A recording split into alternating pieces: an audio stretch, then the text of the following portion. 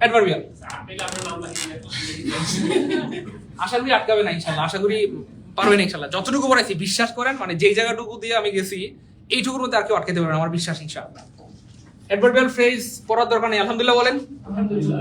Already আমাদের পড়া হয়ে গেছে, অলরেডি আমাদের মজার ব্যাপার হচ্ছে একমাত্র অ্যাডভার্বিয়াল ফ্রেজ এই পৃথিবীতে, মানে একমাত্র ফ্রেজ যেটার নিজস্ব কোনো চেহারা নাই, নিজস্ব কোনো হলো বারাইটা। হ্যাঁ কি ভাইয়া?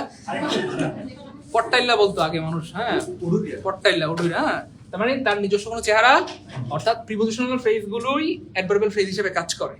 খুব মনোযোগের সাথে খেয়াল করে দেখেন, অ্যাডভার্বিয়াল ফ্রেজের নিজস্ব কোনো চেহারা নাই, চেহারা নাই, চেহারা নাই, চেহারা। খুব মনোযোগ দিয়ে দেখেন, এই যে নিজস্ব কোনো চেহারা নেই, মানে এই দেখেন প্রিপোজিশন দিয়ে শুরু হয়েছে নাউন দিয়ে, প্রিপোজিশন দিয়ে শুরু হয়েছে নাউন দিয়ে, প্রিপোজিশন দিয়ে শুরু হয়েছে নাউন দিয়ে। খেয়াল করছেন নিজস্ব কোনো চেহারা আছে? সবগুলো প্রিপোজিশনাল ফ্রেজ। কোন ফ্রেজ? সবগুলো প্রিপোজিশনাল ফ্রেজ, কিন্তু আগে ভার্ব থাকবে। কি থাকবে? এটা একটা লজিক। আর একটা হচ্ছে ওই যে কোথায়, কখন, কেন, কিভাবে দিয়ে প্রশ্নগুলো উত্তর পাওয়া। তারপরে খেয়াল করে দেখেন অ্যাডভার্বিয়াল ফ্রেজের নিজস্ব কোনো চেহারা, বাইরে কথা বুঝছেন তো? অ্যাডভার্বিয়াল ফ্রেজের নিজস্ব কোনো চেহারা, জাস্ট প্রিপোজিশনাল ফ্রেজগুলো অ্যাডভার্বিয়াল ফ্রেজ হিসেবে কাজ করে। এই জন্য বললাম যে বলেন আলহামদুলিল্লাহ, কারণ অলরেডি আমাদের এটা পড়া শেষ। ওই যে দেখেন পড়া শেষ কিনা, এই যে প্রিপোজিশন দিয়ে শুরু হয়েছে, নাউন দিয়ে শুরু হয়েছে, আগে কি আছে? অথবা আপনি প্রশ্ন করেন ছেলেটা কোথায় আছে? রুমে। তারপরে আমরা জানি ভার্বকে কোথায়, কখন, কেন, কিভাবে।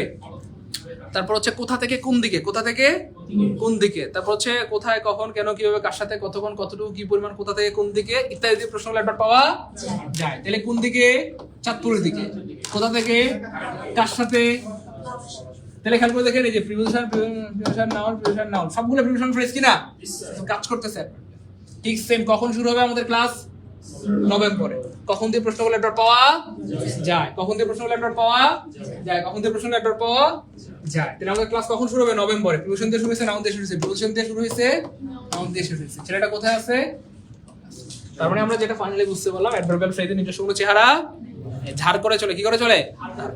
তার মানে প্রিপোজিশনাল ফ্রেজগুলাই যখন ওই যে এই সিস্টেমের মধ্যে পড়ে যায় তখন সেটা কাজ করে অ্যাডভার্বিয়াল ফ্রেজ। না ভাই, অ্যাডভার্বিয়াল ফ্রেজ ক্লিয়ার হলে সবাই কমেন্টে লিখেন এ কে। এ কে আবার লিখেন না আকলিমা খাতুন মিয়া। এ মানে অ্যাডভার্বিয়াল, কে মানে ক্লিয়ার।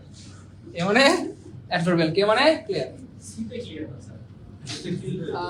স্যার সব এক্সাম্পলে ইসরাত কেন? ধরবে এটা কি ধরনের প্রশ্ন? আচ্ছা, এটার অবশ্য উত্তর আছে। এটার উত্তরটা হচ্ছে ওই 2020 সালে। হ্যাঁ, আমি অবশ্য একটু কৃতজ্ঞ টাইপের মানুষ, মানে কৃতজ্ঞতা আদায় করতে আমার ভালো লাগে। 2020 সালে করোনাকালীন সময়ে আমার একটা ব্যাচ ছিল, ওই ব্যাচে মানে এডমিশন স্টুডেন্ট বেশি ছিল।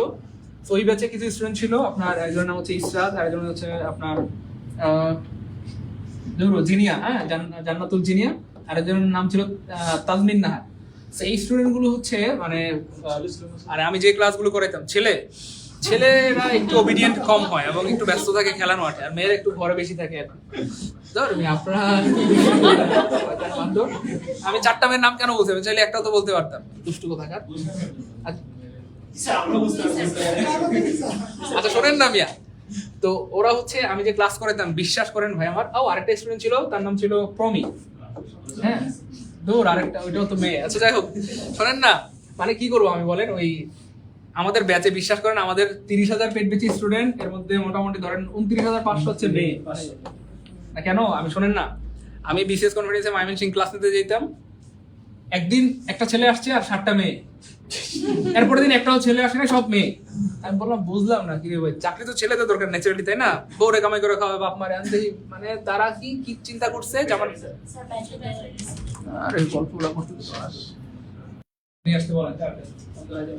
আচ্ছা শোনেন না, ফ্যাক্ট হচ্ছে ওই স্টুডেন্টরা ওরা হচ্ছে মানে আমি যেই ক্লাস করাইতাম, ক্লাস করানোর সময় যে কথাগুলো বলতাম প্রত্যেকটা কথা ওরা খুব সুন্দর করে নোট করতো। বিলিভ মি, আর্টিকেলের উপরে 55 পেজ নোট করছে।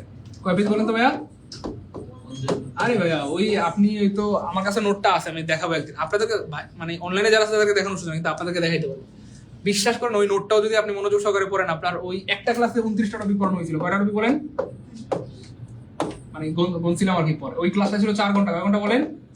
মেইনলি ছিল আর্টিকেলের উপরে। ওই আর্টিকেল পড়াইতে গিয়ে ওই যে সব বিশ্লেষণ করছিলাম, ফ্রেজ ক্লজ, বুঝছেন না ভাই? প্রত্যেকটা ওয়ার্ড বিশ্লেষণ করে পড়াইছিলাম, প্রত্যেকটা ওয়ার্ড। এটা নাউন, এটা প্রোনাউন, এটা অ্যাডজেক্টিভ, এটা অ্যাডভার্ব, এটা এই ফ্রেজ, এটা এই ক্লজ, এটা ভয়েস, এটা নারেশন, এটা মানে সব বিশ্লেষণ করে পড়াইছিলাম। ওই যে আর্টিকেল যেটা পড়াই না আপনাদেরকে, ওই জিনিসটাই 4 ঘন্টা সময় নিয়েছিলাম, মানে লেগেছিল, এবং 55 পেজ নোট করছে ওরা। বিশ্বাস করেন মানে প্রত্যেকটা জিনিস নোট করতো আর কি, এত ওবিডিয়েন্ট ছিল। তো ওরা অনেক কাজ করে দিছে আর কি, আমার অনেক শিফট ইয়ে করে দিছে। এই জন্য ওদের নাম অনেক সব মানে ইচ্ছা করে আমি রাখছি। কৃতজ্ঞতা শুরু করো। এই হচ্ছে ভাই। যাই হোক, তাহলে এইটুকু তো ক্লিয়ার আল্লাহর মতে। চলেন সামনে যাই।